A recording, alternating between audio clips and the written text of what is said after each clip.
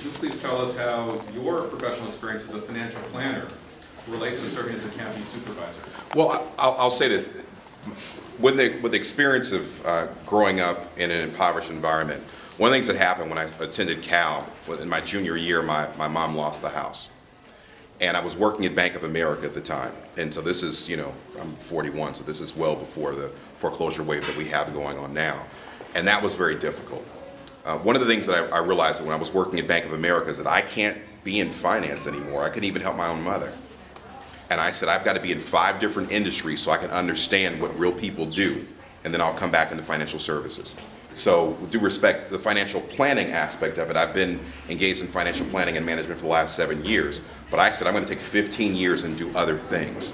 So I've worked with unions. I worked for a shipping company that was based in downtown Oakland called American President Lines. I worked for a pharmaceutical company. And what I did was I worked in this area. I'd go to the different stores and get the store managers to build displays for Tums and Tagamet and Nice and Secrets. And I worked with the union people, and I put those ads in the paper when people like you say, well, I'm going to go buy this with my coupon. Well, I sold those ads.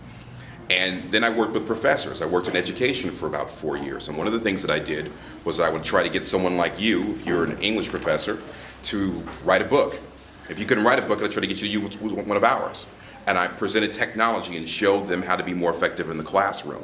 So all of these real world things that people do, not the kind of the theoretical, but the application of working with people who are in education, working with people who are in healthcare and consumer products and shipping, and really talking to people about their needs for how to manage investments. I can tell you about what happened with this debacle.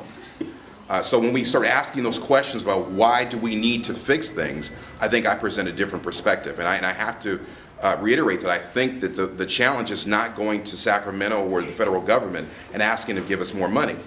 We only get 50% of whatever we bring to the table from the county from that perspective. The other 50% comes from you. It comes from the taxes and the revenue. And by the way, housing's down 50% in 3 years. So we have to figure out a way to be creative in that sales and marketing consulting background that I've had. And believe me, being a financial planner and being a liberal Democrat, you really discover who you are in a big way, working with people who are thinking about money in a strategically different fashion.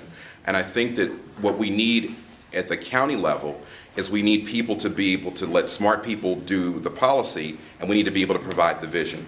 We certainly have people who are on the board right now who have been the policy wonks, who have been able to do that. But we really need to figure out how is this county going to be managing itself when we have other counties that are trying to literally rob us from our jobs. NUMMI closed up. It was the 4th largest employer in the county this week. And so my background in sales and marketing and talking to different people in those areas really presents a different vision. And I think more than anything else, we need someone to provide vision. Folks are smart enough to do what they need to do. We need vision.